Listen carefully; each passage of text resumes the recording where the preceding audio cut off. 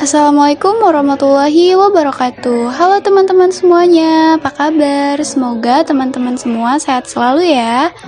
Dan perkenalkan, nama saya Yulianti Fadila. Saya adalah seorang mahasiswi aktif dari Universitas Pancasakti Bekasi dan saya pun berasal dari Prodi Akuntansi. Salam kenal teman-teman semua.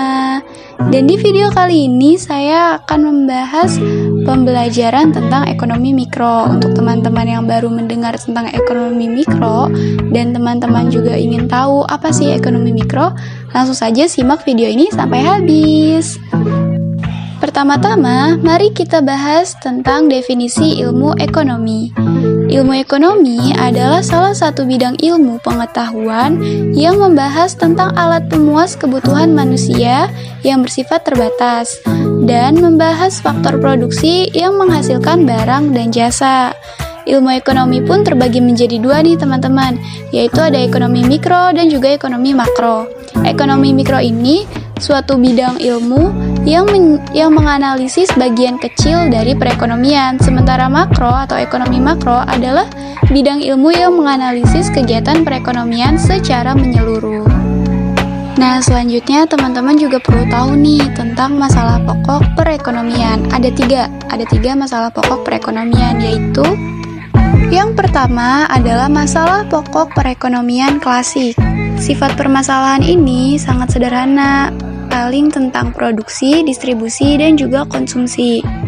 Lalu yang kedua ada masalah distribusi. Di permasalahan distribusi ini, barang merupakan aspek yang harus diperhatikan nih teman-teman, karena permasalahan ini memiliki pengaruh yang cukup besar bagi biaya dan tingkat pelayanan kepada konsumen. Karena seperti yang kita ketahui ya, dalam distribusi itu pasti ada aja beberapa kendalanya. Salah satunya adalah jumlah permintaan yang berbeda-beda.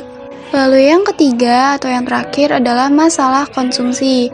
Yang seperti kita ketahui, konsumsi itu merupakan kegiatan menggunakan, menghabiskan, atau memanfaatkan barang yang dihasilkan produsen. Nah, masalah ini timbul dari konsumsi tersebut.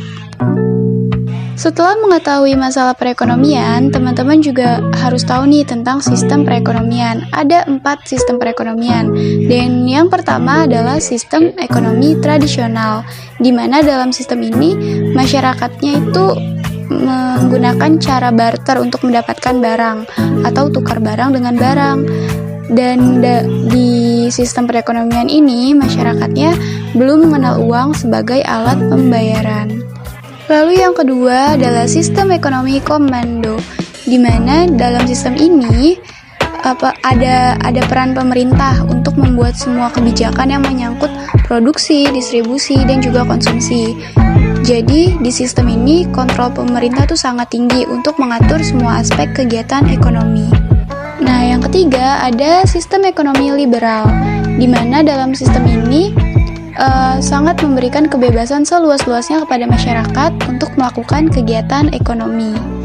Lalu yang terakhir ada sistem ekonomi campuran, di mana sistem ini menggabungkan karakteristik pasar, kebijakan, dan ekonomi tradisional. Berikutnya, mari kita bahas tentang konsep permintaan dan penawaran. Yang pertama ada permintaan. Permintaan adalah jumlah barang atau jasa yang ingin dan mampu dibeli seseorang atau individu pada berbagai tingkat harga dan pada waktu tertentu. Nah, konsep permintaan ini pun punya hukum nih, yaitu hukum permintaan menyatakan jika suatu harga barang naik, maka jumlah barang yang diminta akan turun. Sebaliknya, jika harga suatu barang turun, maka jumlah barang yang diminta akan bertambah. Lalu, di konsep permintaan ini pun ada rumusnya, yaitu P dikurang P1 per P2 dikurang P1 sama dengan Q dikurang Q1 per Q2 dikurang Q1, di mana keterangannya P1 adalah harga pertama, P2 adalah harga kedua, Q1 adalah kuantitas pertama, dan Q2 adalah kuantitas kedua. Selanjutnya adalah penawaran. Penawaran adalah sejumlah barang atau jasa yang tersedia di pasar untuk kemudian dijual pada berbagai tingkat harga atau waktu tertentu. Hukum penawaran adalah jika harga barang tinggi, tentu jumlah barang yang akan dijual lebih banyak. Sebaliknya, jika harga barang lebih rendah, maka jumlahnya atau jumlah barang yang akan ditawarkan pun semakin langka. Rumus pada hukum penawaran pun hampir sama nih teman-teman dengan rumus fungsi atau rumus permintaan, yaitu P sama dengan P1 per P2 dikurang P1 sama dengan Q dikurang Q1 per Q2 dikurang Q1, atau dengan keterangan P1 adalah harga pertama, P2 adalah harga kedua, Q1 adalah kuantitas supply pertama, dan Q2 adalah kuantitas supply kedua. Selanjutnya adalah keseimbangan pasar. Keseimbangan pasar atau biasa disebut market equilibrium adalah sebuah kondisi ketika terjadi keseimbangan antara jumlah produk yang diminta maupun barang yang ditawarkan dalam harga tertentu. Nah, jika keseimbangan pasar ini tercapai atau terlaksana, maka semua harga akan cenderung stabil, teman-teman. Dan kondisi ini pun disebut dengan keseimbangan harga. Keseimbangan pasar pun memiliki rumus QD sama dengan QS sama dengan QE, dan PD sama dengan PS sama dengan PE, di mana keterangannya D adalah demand atau permintaan, Q atau Q adalah quantity atau jumlah atau stok, S adalah supply atau penawaran, E adalah equilibrium yaitu keseimbangan, dan P adalah price atau harga. Selanjutnya adalah elastisitas permintaan.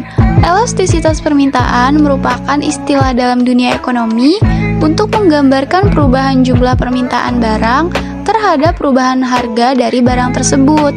Dan elastisitas permintaan ini pun memiliki rumus, yaitu ED sama dengan delta Q per delta P dikali P per Q.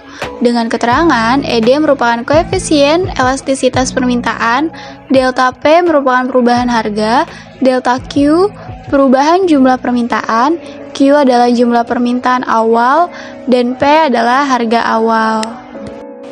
Selain itu, ada juga elastisitas penawaran. Elastisitas penawaran merupakan istilah dalam dunia ekonomi untuk mendefinisikan pengaruh terhadap besar atau kecilnya level kepekaan perubahan jumlah barang yang ditawarkan terkait adanya perubahan harga dari barang tersebut.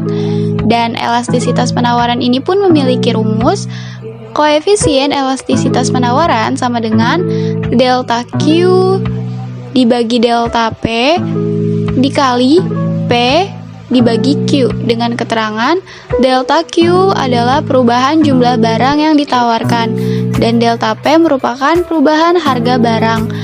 P adalah harga awal barang dan Q jumlah awal barang.